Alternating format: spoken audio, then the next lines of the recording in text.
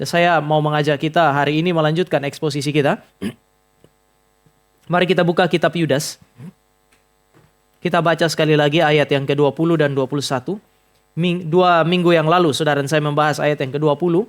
Minggu ini kita akan membahas ayat yang ke-21. Mari kita baca bersama-sama 2 ayat ini. Yudas pasal 1 ayat 20 dan 21. 2, 3. Bangunlah dirimu sendiri di atas dasar imanmu yang paling suci dan berdoalah dalam Roh Kudus. Peliharalah dirimu demikian dalam kasih Allah, sambil menantikan rahmat Tuhan kita, Yesus Kristus, untuk hidup yang kekal. Mari kita berdoa. Bapa di sorga, kami bersyukur untuk anugerah yang diberikan bagi kami. Kami bersyukur untuk belas kasihan yang juga diberikan bagi kami di dalam Kristus sehingga kami menikmati keselamatan, mengenal Allah dan menikmati persekutuan dengan Allah. Kami juga bersyukur karena Tuhan yang mengasihi kami, memberi firman untuk kami pelajari dan menarik hati kami supaya kami boleh menikmati persekutuan dengan sesama. Hadirlah di tengah kami sekali lagi supaya kami boleh menikmati anugerah. Berkati kami yang membaca firman, berkati yang menjelaskan kebenaran firman, dan yang mendengarkan supaya kami semua pulang dengan hati yang mengasihi Tuhan, dengan pengharapan di tengah-tengah segala pergumulan yang Tuhan izinkan kami hadapi. Berkatilah kami dan pimpin kami selama kami ada di dalam waktu merenungkan kebenaran firman. Ini doa kami dalam nama Tuhan Yesus kami berdoa. Amin.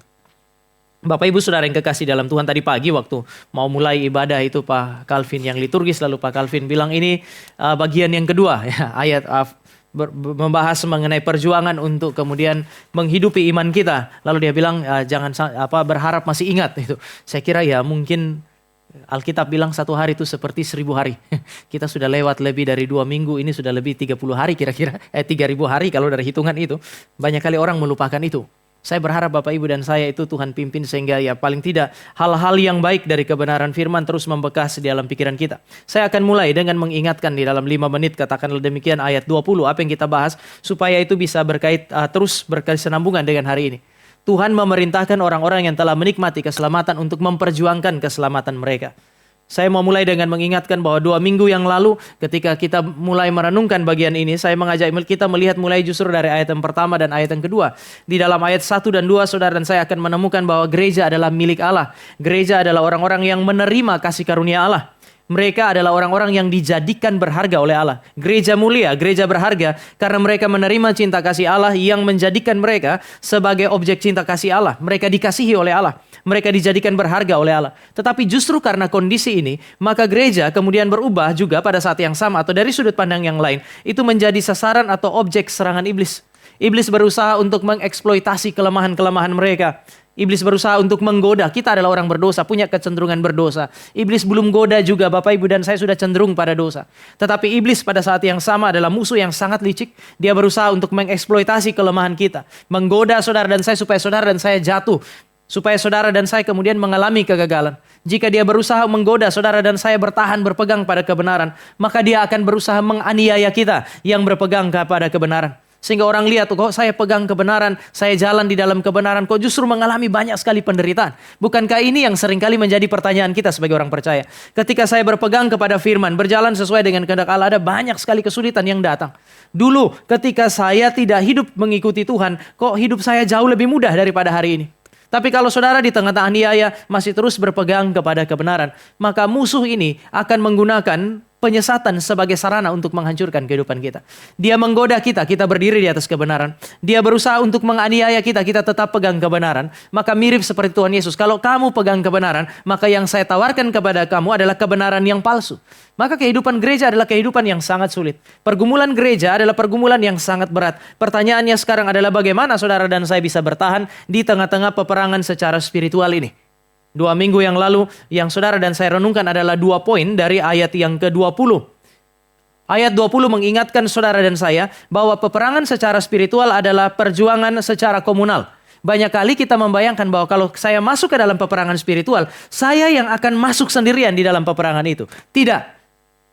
Gereja masuk ke dalam peperangan spiritual secara komunal. Ini adalah perjuangan komunal. Maka di dalam bahasa asli di situ dia bilang, kamu itu harus saling membangun supaya kamu tumbuh bersama-sama dan kamu harus saling mendoakan. Maka ada dua hal yang harus dilakukan orang percaya secara komunal di dalam peperangan secara spiritual.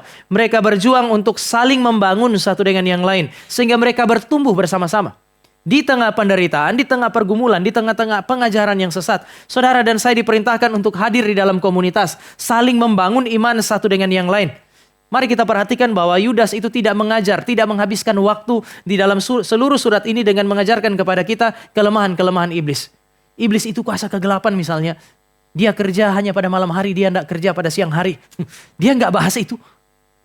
Bapak Ibu perhatikan ada banyak sekali di dalam gereja ketika orang bicara mengenai peperangan secara spiritual. Waktu paling banyak dihabiskan justru untuk berbicara tentang iblis. Saudara lihat apa yang dilakukan oleh Yudas. Ketika dia melihat pekerjaan iblis yang begitu besar atau begitu keras di tengah-tengah jemaat. Percakapannya dia itu cuma beberapa ayat dia ngomong tentang iblis. Lalu kemudian sisanya dari 24 atau 25 ayat itu berbicara mengenai kehidupan Kristen yang seharusnya. Dan hari ini Bapak Ibu dan saya diingatkan sekali lagi bahwa di tengah-tengah peperangan fokus kita bukan melihat kepada iblis, tetapi fokus kita adalah berjuang bersama-sama untuk menikmati pertumbuhan secara spiritual, secara bersama.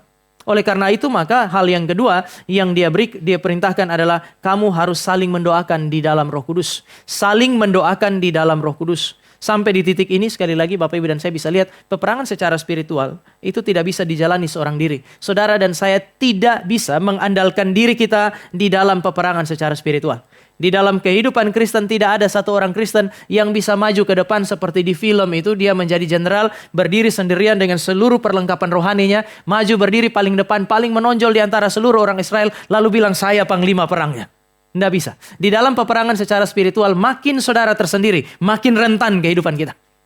Kenapa Tuhan bawa kita ke dalam komunitas? Karena Tuhan tahu saudara dan saya adalah orang-orang yang rentan, yang tidak bisa berdiri sendiri di dalam peperangan. Satu-satunya yang bisa menaklukkan kuasa kegelapan sendirian adalah Kristus, panglima perang spiritual yang sejati.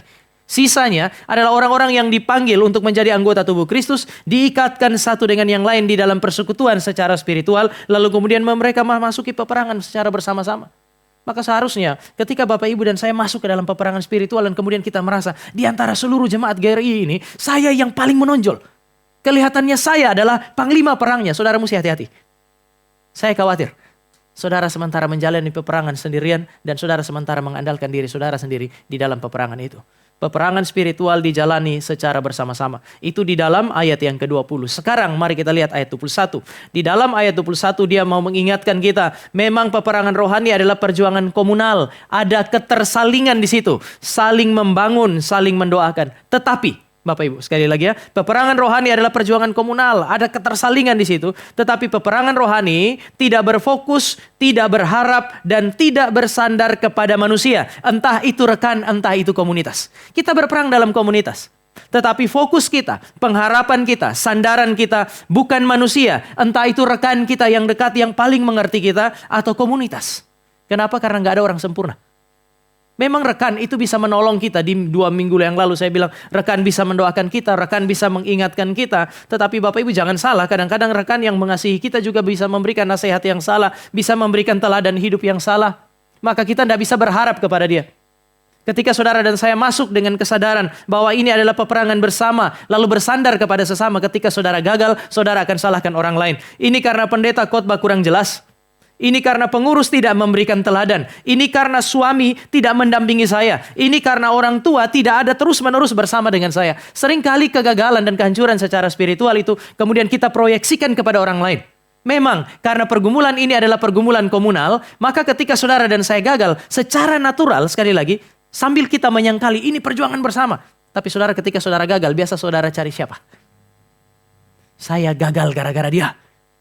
Itu menunjukkan bahwa secara natural sekaligus spiritual. Peperangan ini adalah peperangan yang bersifat komunal. Tetapi ketika saudara dan saya gagal, jangan terlalu banyak menyalahkan orang lain. Karena peperangan bersama ini juga menuntut tanggung jawab setiap individu yang terlibat di dalam. Ayat 21 mau bilang kepada saudara dan saya, setiap individu dituntut untuk bertanggung jawab. Memang mereka berjuang bersama komunitas, tetapi ada tanggung jawab untuk apa? Untuk terus-menerus masuk ke dalam relasi dengan Allah. Sambil terus berperang bersama orang lain. Fokus kita bukan mereka, tetapi Tuhan yang telah menebus dan menyelamatkan saudara dan saya. Oleh sebab itu, mari kita lihat 2 nasihat dari orang yang bernama Yudas. Pertama, dia bilang pelihara dirimu di dalam kasih. peliharalah dirimu di dalam kasih. Ada tanggung jawab untuk memelihara diri kita di dalam kasih. Pertanyaannya, apa yang dia maksud dengan memelihara diri di dalam kasih? Yang pertama, saudara, ketika dia bilang pelihara diri dalam kasih, itu berarti semua orang Kristen yang berperang secara spiritual, mereka harus berperang melawan iblis dengan berjuang untuk terus ada di dalam kasih yang mula-mula. Mereka harus berjuang untuk terus menghidupi kasih yang mula-mula itu. Saudara, kasih yang mula-mula adalah kasih yang murni, yang Tuhan taruh pertama kali di dalam hati kita. Dia buka pikiran kita, kita kenal Allah yang ada di dalam Alkitab. Kita kenal betapa agungnya dia, betapa besarnya dia, betapa dia mencintai kita. Sehingga kita mencintai dia dengan kasih yang murni. Kasih mula-mula adalah kasih yang penuh dengan gairah, sehingga sulit sekali untuk dihentikan. Pernah Anda, Bapak Ibu, merasakan pertama kali disentuh oleh Tuhan dengan firman, mengalami kelahiran baru, lalu kemudian kita pergi mau ibadah, lalu ada hujan. Ketika mau hujan terjadi pun sudah mau badai juga. Pokoknya ini adalah waktu di mana saya menikmati persekutuan dengan Tuhan. Maka saya pergi.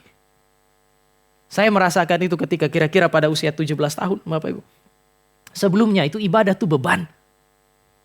Kami pergi ke ibadah karena papa saya adalah seorang papa yang sangat tegas. Semua orang hari Minggu harus pergi beribadah. Meskipun kadang-kadang papa tidak pergi. Tapi papa punya utusan dari rumah yang pergi beribadah. Mewakili dia. Ibadah itu komunal mungkin dalam pemikiran papa saya. Sehingga kami pergi. Harus pergi. Sehingga kami pergi itu jengkel sekali. Waktu itu zaman masih kecil masih ada Nintendo Bapak Ibu. Bapak Ibu yang zaman saya masih ada itu. Kita kalau main itu kan kalau disuruh berhenti sudah sampai pada level tertentu. Lagi seru-serunya disuruh pergi ke gereja kan di pause. Waktu kita lagi ibadah itu ingat ini. Kalau sempat ada kucing yang tekan. Injak tombol itu, main lagi, kalah semua usaha saya dari pagi ini rusak. Sehingga sambil pendeta khotbah yang saya ingat tadi sudah level berapa itu Mario Bros. Sulit sekali untuk dinikmati. Sehingga kalau pada saat mau pergi ibadah, lalu ada hujan, wah itu kita mengucap syukur. Puji Tuhan. Tuhan berkenan atas keinginan saya untuk tidak pergi ke gereja. Sudah gereja tamat hujan Pak. Papa saya juga waktu itu karena belum mengalami kelahiran baru, dia bisa memaklumi, oh ya memang hujan gak usah ke gereja. Tapi Bapak Ibu begitu saya mengalami kelahiran baru. Mau hujan, mau badai, saya manusia. Saya cari jalan untuk pergi ke gereja. Saya cari jalannya. Bahkan ketika mendung, sebelum hujan, saya sudah jalan pergi ke gereja. Cinta yang mula-mula itu ada melibatkan gairah yang membuat saudara dan saya tidak dapat dihentikan. Sebenarnya cinta kepada Allah, saudara dan saya selalu bisa bandingkan dengan cinta pertama saudara. Ketika saudara mencintai seorang laki-laki atau mencintai seorang perempuan. Kita tidak bisa dihentikan, bukan? Ketika saudara jatuh cinta, entah itu beres, entah itu tidak beres. Orang tua menghalangi, makin dihalangi. Kita berusaha untuk melewati semua itu. Karena itu cinta. Nanti sebentar kita bereskan cinta yang sedemikian. Tapi saya mau ingatkan bahwa memang cinta mula-mula itu memiliki apa yang disebut sebagai gairah yang sulit sekali untuk dihentikan. Saya pernah sharing di sini, saya dengan Vicaris Grace itu sampai menikah tuh pacaran 7 tahun lebih, 5 tahun jarak jauh kami pacaran. Tapi kemudian selalu ada jalan untuk bisa komunikasi. Kan cinta kasih itu menuntut komunikasi. Maka pada masa itu karena masih ya, mahasiswa yang susah dapat duit. Caranya adalah beli kartu Telkomsel yang baru setiap minggu. Kenapa? Karena kalau saudara beli hari ini saudara punya 6 hari. Gratis telepon dari jam 12 malam sampai jam 6 pagi. Itu yang kemudian kami manfaatkan untuk bisa komunikasi. Saudara bayangkan pelayanan dari bangun pagi itu kami pelayanan. Saya waktu itu ngajar di sekolah di Batam itu. Mengajar dari pagi sampai siang. Sorenya dengan gereja pelayanan. Malam telepon-teleponan sama Vicaris Grace. Tapi nggak lelah tuh. Biasa aja. Memang hamba Tuhan yang lain bilang, Tam kok kamu tambah kurus. Cuman saya rasa biasa saja. Coba bayangkan kalau itu NRTC. Mungkin hari kedua saya sudah bilang tolong gantikan saya. Tapi enggak. Karena ada apa yang disebut sebagai cinta, ada gairah tertentu, itu sulit untuk kemudian dihentikan. Saya pernah sharing di sini selama saya di Batam kira-kira 8 bulan, saya harus selesaikan skripsi saya. Yang pusing hari itu adalah Vicaris Grace. Karena dosen itu punya kesediaan untuk membimbing saya, maka caranya adalah pakai fax kan zaman itu. Sehingga saya bikin outline-nya, saya fax ke Batu, lalu kemudian Vicaris Grace ambil di kantor, bawa ke dosen itu orat-oret, kemudian dosen kembalikan, Vicaris Grace harus fax balik kepada saya. Setelah sudah bolak-balik itu sudah beres, saya fax lagi outline yang sudah fix, kemudian saya bilang, setiap poin yang ada tertulis di situ, saya minta minimal 3 literatur. Dia pergi ke Saat, dia pergi ke Pacet, sekolah-sekolah teologi yang ada di Jawa Timur itu. Kadang-kadang dia kirim buku utuh, kadang-kadang dia kirim fotokopian. Waktu selesai 8 bulan saya pulang Bapak Ibu, koper saya itu ringan. Barang gak banyak. sehingga bisa masuk cabin. Tetapi kertas yang dia kirim itu lebih 150-an kilo. Itu petugas pos tanya, ini apa? Dokumen apa seberat ini? Saya bilang, sudah kirim aja. Tapi skripsi saya selesai di Batam. Karena ada satu orang perempuan yang terus kirim sambil kerjakan dia punya skripsi dan seterusnya. Kenapa? Ya cinta. Bapak Ibu yang sudah menikah juga saya kira mengalami hal ini. Bahwa sekarang tiba-tiba suami jalan sampai gereja baru ingat istri ketinggalan. Itu urusan kedua. Loh, mana istri saya ketinggalan? Kenapa? Karena kasih yang mula-mula itu sulit dipertahankan. Kenapa dia bilang kamu itu harus memelihara dirimu di dalam kasih? Dia mengingatkan kepada kasih mula-mula sekaligus memberi peringatan bahwa kasih mula-mula itu sulit sekali untuk dipertahankan. Memang dia murni, memang dia bergairah, dia sulit dihentikan, dia berapi-api, tetapi apinya sangat sulit untuk dijaga. Memulai itu lebih gampang daripada mempertahankannya. Maka ada perintah ini, kerjakanlah keselamatanmu. Saudara, sang penulis ini sadar bahwa godaan dosa itu terlalu kuat dari dalam maupun dari luar. Tekanan pada hari itu yang dialami oleh jemaat, aniaya yang dihadapi oleh jemaat terlalu berat. Sehingga kemudian ketika penyesatan datang, kadang-kadang mereka melihat ke belakang dan rasanya kehidupan masa lalu di luar Tuhan itu jauh lebih mudah. Jauh lebih nikmat. Maka sang penulis itu bilang, kalau kamu berperang secara spiritual, masuklah di dalam peperangan itu sambil berjuang bukan untuk cari tahu kelemahan iblis, tapi sadari bahwa kamu adalah orang-orang yang lemah. Peliharalah hidupmu di dalam kasih. Kelihatan dia mau bilang kepada saudara dan saya bahwa kasih kepada Allah adalah kunci untuk memenangkan peperangan secara spiritual. Dan saya kira ini sinkron dengan apa yang Tuhan Yesus bilang. Kalau kamu tidak mengasihi aku lebih dari segala-galanya, kamu tidak layak untuk kerajaan Allah. Maka Tuhan Yesus bilang kamu harus mengasihi aku lebih dari segala-galanya. Ini bukan sebuah tuntutan yang egois, tapi berkali-kali juga saya sampaikan di tempat ini. Hanya kalau saudara mengasihi Allah di atas segala-galanya, maka Allah yang adalah kasih itu mengajarkan saudara dan saya untuk mengasihi segala-galanya dengan benar. Dia tidak memisahkan kita dari semua yang baik yang dia berikan. Tapi dia mau membawa kita supaya kita masuk ke dalam relasi dengan segala sesuatu yang baik yang dia titipkan dalam kehidupan kita. Dengan cara yang benar, dengan cinta yang benar. Semua yang baik harus dikasihi. Semua yang baik memang harus saudara dan saya cintai. Tetapi mulailah dengan mencintai Allah supaya Allah melatih kita, mengatur afeksi kita, mengatur cara pikir kita sehingga ekspresi kasih kita adalah ekspresi yang benar. Ini yang saya bilang. Kadang-kadang ketika saudara dan saya masuk ke dalam satu kondisi di mana kita jatuh cinta, segala sesuatu menjadi benar karena cinta. Alkitab bilang tidak. Allah kita adalah Allah yang benar. Sehingga apapun yang saudara rasakan di dalam pikiran dan hati sebagai orang muda, ketika Anda jatuh cinta, atur baik-baik rasa cinta Anda itu dengan kebenaran. Kenapa? Karena saudara tidak bisa mencintai segala sesuatu dengan benar tanpa mencintai Allah dan kebenarannya terlebih dahulu. Ini memungkinkan kita sambil mencintai Tuhan, sambil mencintai semua yang Allah berikan tanpa terjebak di dalam penyembahan berhala. Kalau ada sesuatu yang baik, entah itu suami, istri, anak, keluarga, gereja, apapun itu, yang baik dan layak untuk dicintai, saudara mencintainya lebih daripada Tuhan, dia sudah jadi berhala, dia sudah bukan lagi pemberian Tuhan bagi kita. Maka Tuhan bilang, kasihi aku lebih dari segala sesuatu, supaya kita mengasihi yang lain dengan benar, konsekuensinya saudara dan saya bebas dari berhala. Tetapi, kalau saudara dan saya mengasihi Tuhan, maka Tuhan akan menjadikan itu sebagai kekuatan untuk bertahan di dalam perjuangan yang sulit dalam peperangan secara spiritual. Maka dia bilang kamu harus berjuang sedemikian rupa untuk memelihara dirimu di dalam kasih. Artinya sekali lagi berjuanglah supaya kita terus ada di dalam kasih mula-mula itu. Jangan biarkan kasih mula-mula itu hilang. Sehingga mungkin sebelum saya masuk kepada pengertian yang kedua dari perintah ini, pertanyaannya sederhana, apakah Bapak Ibu dan saya masih memiliki kasih yang mula-mula kepada Allah atau hilang? Lebih gampang hilang daripada mempertahankannya. Dia datang gratis karena memang Tuhan kasih. Tuhan buka diri supaya kita kenal dia sekali lagi dalam keagungan dan kemuliaannya. Kita mengerti Tuhan kita adalah Tuhan yang mengasihi kita, mati bagi kita. Menebus kita dengan darah yang mahal. Sehingga dengan mudah saudara dan saya jatuh cinta. Pertama kali mengalami kelahiran baru, tidak mungkin tidak ada cinta yang macam ini. Tapi seiring berjalannya waktu, sebagai orang Kristen yang menikmati banyak anugerah di dalam konteks keselamatan, seringkali kasih yang mula-mula itu hilang. Memang kalimat Tuhan Yesus kepada jemaat di Efesus itu ketika bilang kamu telah kehilangan kasih yang mula-mula, itu kan bicara kepada generasi kedua. Kamu generasi kedua sudah tidak lagi mencintai aku seperti generasi yang pertama mencintai aku. Kamu masih melayani, kamu masih belajar, sehingga dengan pelayanan dan belajar itu kamu masih bisa lihat bahwa ada orang-orang yang sesat, ada pengajar sesat, kamu bisa buktikan dia sesat. Kenapa? Karena kamu belajar seperti generasi pertama belajar. Seperti generasi pertama, kamu juga dianiaya dan kamu masih tetap melayani sampai hari ini. Kamu bertekun tetapi kamu tidak memiliki cinta kasih kepadaku. Hari ini Bapak Ibu mungkin kita tidak harus bicara mengenai generasi yang berikut. Tapi saudara dan saya perlu berbicara mengenai hati kita. Hidup kita masing-masing secara personal sebagai tanggung jawab kita di hadapan Tuhan. Apakah kita masih mengasihi Tuhan seperti pertama kali dia menangkap saudara dan saya untuk membawa kita menikmati relasi dengan dia. Apakah itu masih ada? Kalau tidak ada, mungkin setelah ini saudara dan saya perlu berdoa supaya kasih yang mula-mula itu dibakar kembali di dalam hati kita.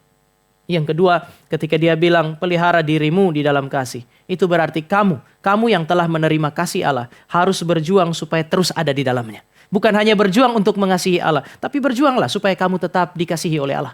Berjuanglah supaya kamu tetap menikmati cinta kasih Tuhan. Saya tidak sementara mengatakan bahwa kasih Allah itu dikondisikan oleh kita. Tidak. Yang saya mau katakan adalah Allah sudah terlebih dahulu mengasihi kita. Maka kita sebagai penerima kasih Allah itu harus berjuang supaya terus ada di situ. Ini adalah perintah kepada orang-orang yang telah menerima cinta kasih Allah. Bukan perintah kepada orang-orang yang tidak pernah menikmati cinta kasih Allah dan tidak pernah mengenal cinta kasih Allah itu. Ini adalah perintah bagi saudara dan saya. Supaya saudara dan saya berjuang tetap ada di dalam kasih. Supaya tetap dikasihi oleh Allah, tetap diperhatikan oleh Allah. Pertanyaannya adalah bagaimana kita menikmati cinta kasih Tuhan? Bagaimana saudara dan saya tetap ada di dalam kasih Tuhan? Mari kita lihat 1 Yohanes pasal yang kedua ayat yang kelima. Minta Bapak Ibu membacakannya. 1 Yohanes pasal yang kedua. Ayatnya yang ke-5. 2, 2, 3.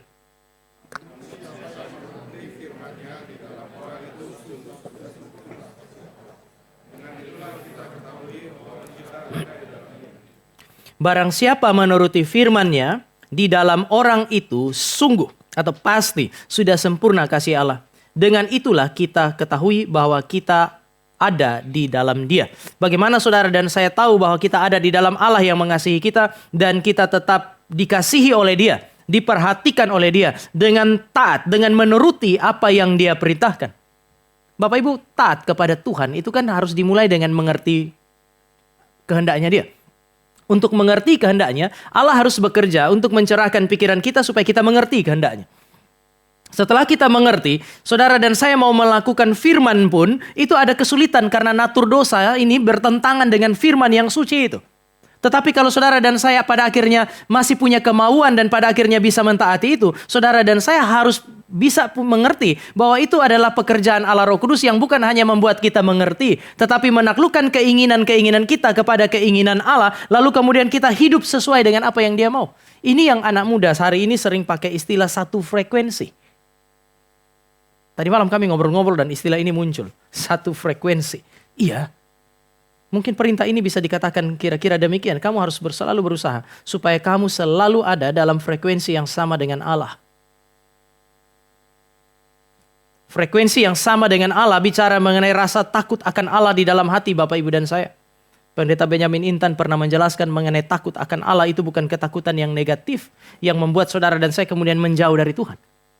Itu rasa takut yang dimaksudkan adalah justru rasa takut yang positif. Karena kita saking mencintainya, maka kita takut untuk melukai. Kita takut untuk mendukakan. Istri mempersiapkan makanan bagi suaminya bukan karena takut, tetapi dia takut suaminya justru melukai suaminya. Suaminya tidak makan, tidak terpelihara dengan baik.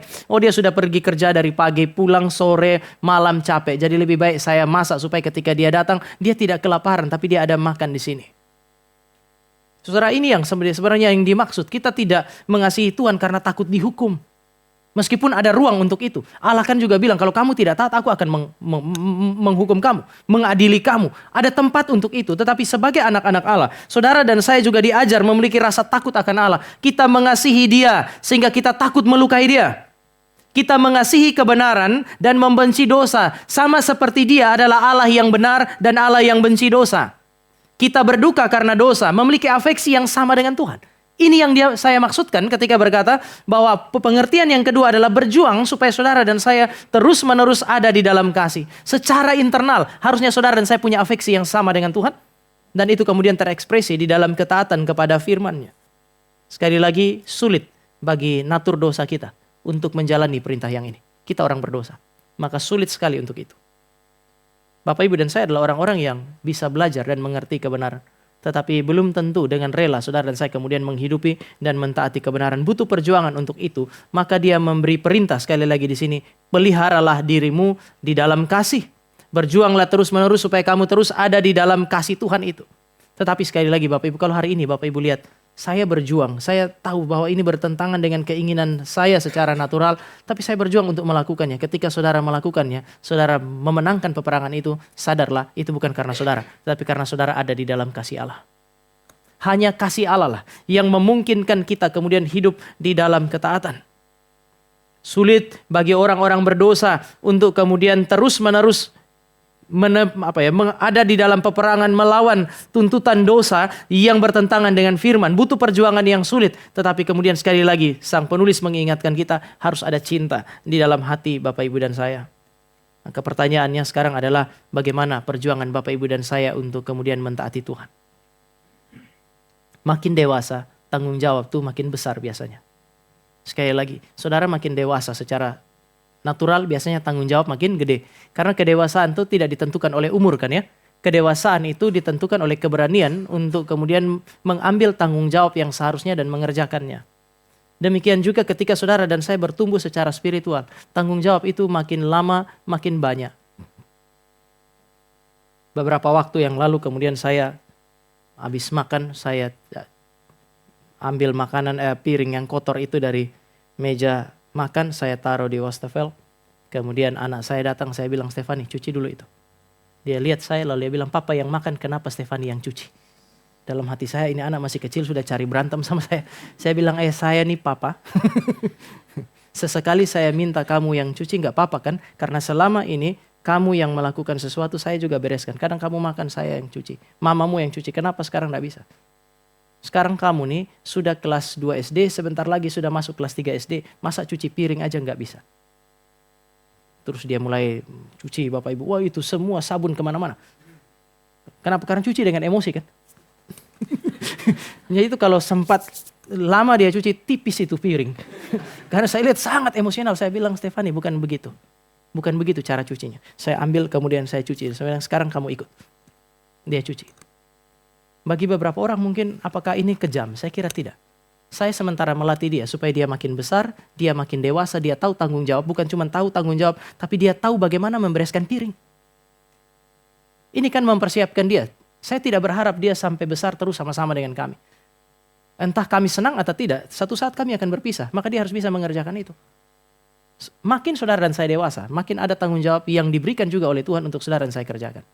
Tetapi ketika Tuhan kasih tanggung jawab untuk saudara dan saya kerjakan, saya mau ingatkan, makin banyak tanggung jawab, makin banyak kesulitan. Tanggung jawab besar, banyak orang pikir, saya berharap anak saya makin dewasa. Iya, dia makin dewasa, akan makin banyak tuntutan, makin sulit hidupnya dia. Tanpa cinta kepada Allah, tanpa usaha untuk kemudian mentaati Allah, dia tidak bisa bikin apa-apa. Bapak Ibu, saya juga mau ingatkan bahwa kalau seandainya gereja ini bertumbuh secara personal dan komunal, saya percaya akan ada makin banyak tanggung jawab yang Tuhan percayakan. Nikmati dan bertumbuhlah di dalam semua tanggung jawab yang Tuhan percayakan itu. Yang kedua, mari kita lihat sekali lagi ayat yang ke-21.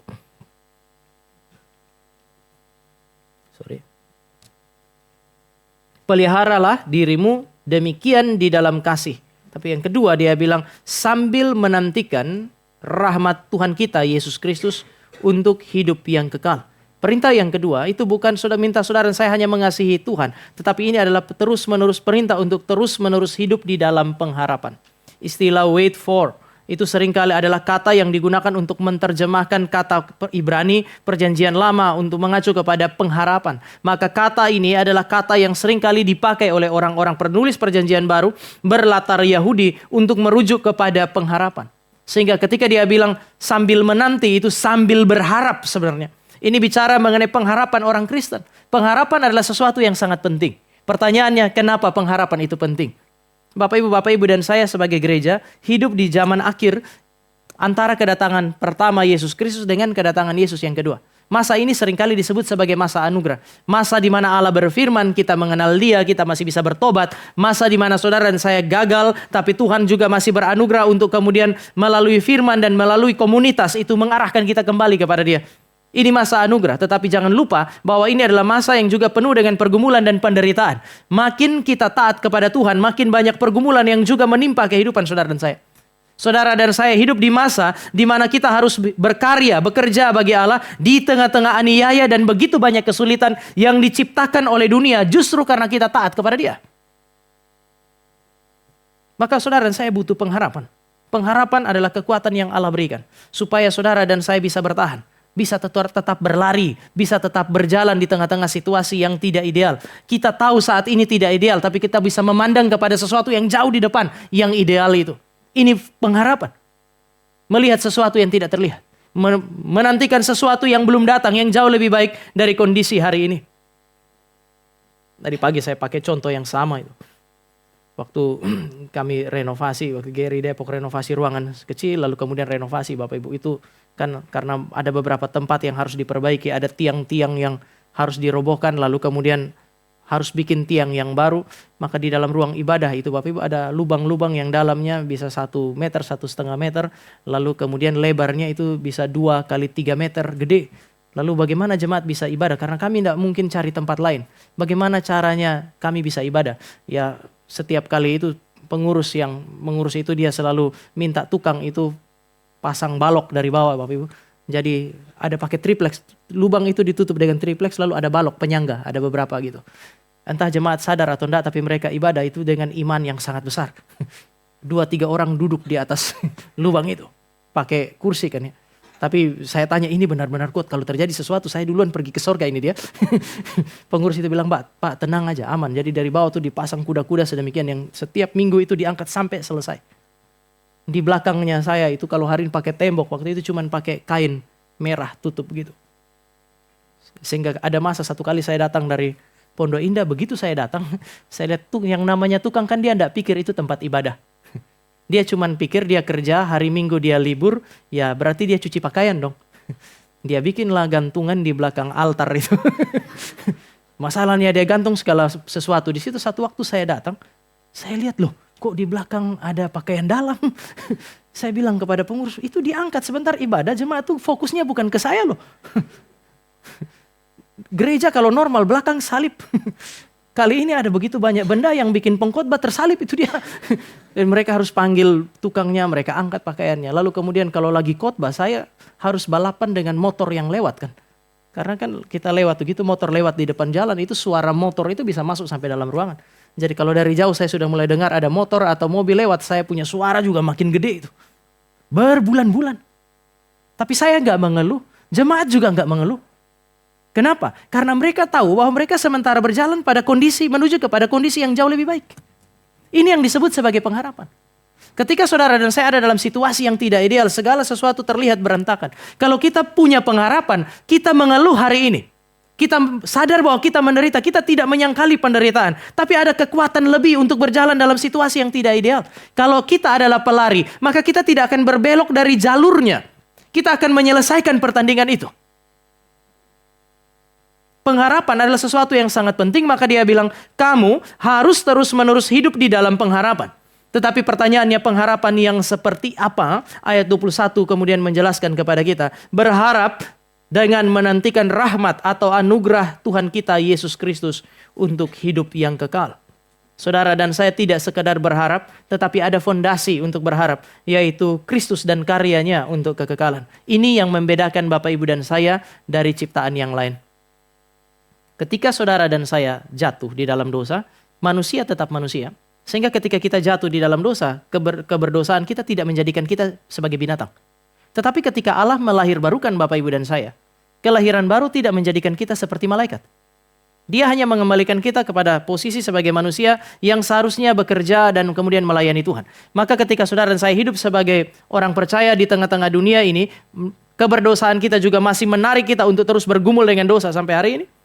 Itu sesuatu yang sangat natural. Tetapi di dalam pergumulan yang terlihat natural, Bapak Ibu, Allah mengajak kita untuk memandang kepada sesuatu yang bersifat spiritual. Anugerah Kristus yang telah diberikan kepada saudara dan saya. Ini adalah panggilan bagi kita yang hidup di dalam dunia material ini untuk mengarahkan mata kepada apa yang disebut sebagai kekekalan.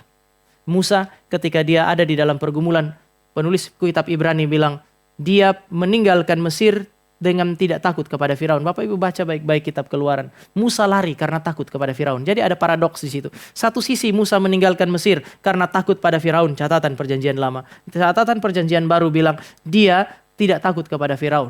Bagaimana mendamaikan dua catatan ini? Secara natural Musa adalah seorang manusia biasa. Dia merasa takut karena rahasia dia membunuh orang Mesir itu sudah terbongkar. Ada perasaan takut secara natural, tetapi ketakutan itu tidak menguasai dia karena dia tidak takut pada saat yang sama terhadap Firaun. Jadi apa yang membuat dia tidak takut kepada Firaun secara spiritual? Bapak Ibu bisa baca Ibrani pasal yang ke-11. Dia mengarahkan matanya kepada yang tidak kelihatan dan dua yang dia lihat. Pertama, upah yang disediakan oleh Allah. Hari itu dengan menjadi anak putri Firaun dia akan mendapatkan apapun yang diinginkan manusia hari ini. Atau paling tidak manusia di zaman itu. Tetapi dengan meninggalkan status sebagai anak putri Firaun, dia akan jadi sama seperti orang Israel, kata penulis Ibrani. Jadi bangsa budak, gak dapat apa-apa. Tapi dia meninggalkan itu, kenapa? Karena dia tahu dia meninggalkan segala sesuatu yang terlihat mulia bagi manusia, tetapi Allah menawarkan kepada dia apa yang tidak kelihatan. Kalau Bapak Ibu lihat di dalam terjemahan kita, apa yang tidak kelihatan. Tapi yang kedua, yang membuat dia tidak takut adalah dia melihat dia yang tidak kelihatan. Jadi melihat kepada Allah dan segala sesuatu yang disediakannya. Bapak Ibu, binatang itu hanya hidup untuk hari ini. Dia makan untuk hari ini.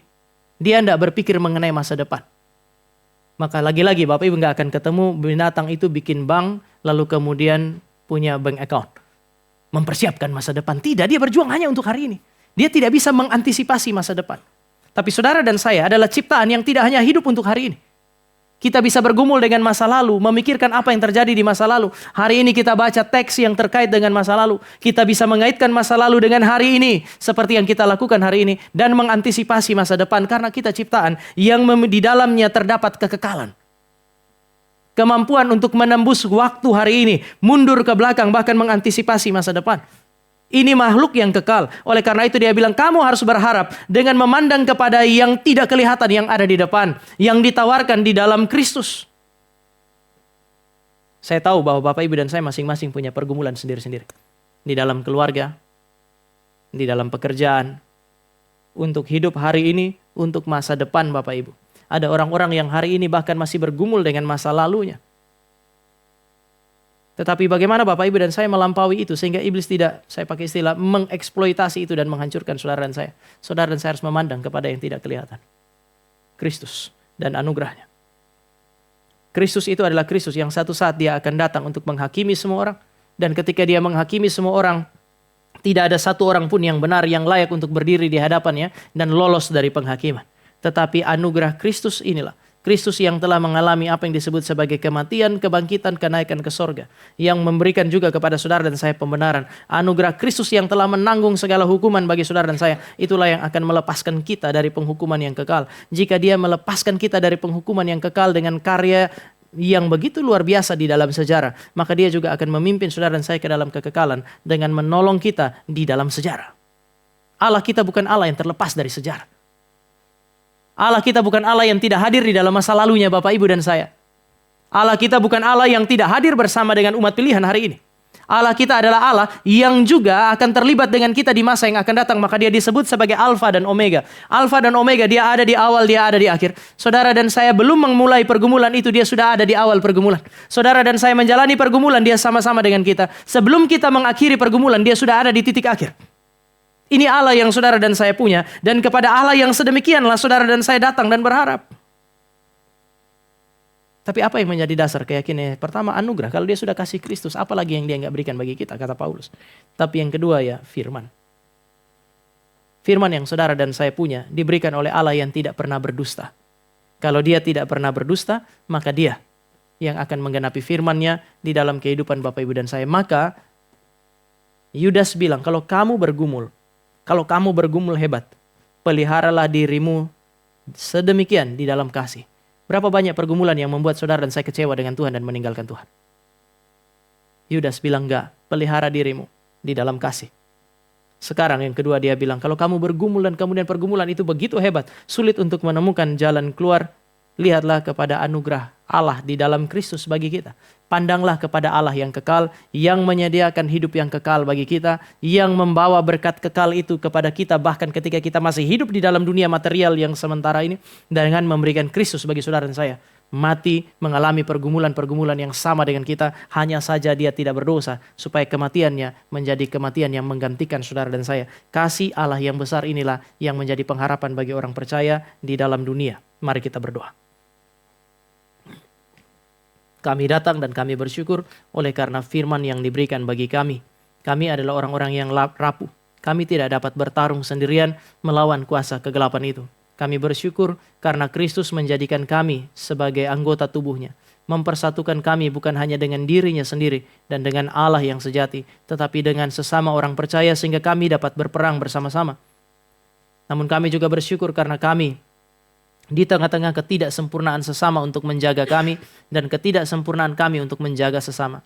Allah mengingatkan kami kepada tanggung jawab untuk terus berjuang supaya kami mengasihi Allah dan tinggal di dalam kasih dengan penuh pengharapan kepadanya. Tuhan, kami adalah manusia yang lemah, namun kami bersyukur untuk Allah yang penuh dengan anugerah belas kasihan dan perhatian bagi kami, yang terus mengingatkan kami supaya kami tidak gagal di dalam segala kelemahan kami. Berbelas kasihanlah bagi kami dan pimpin hidup kami. Di dalam nama Tuhan Yesus kami berdoa. Amin.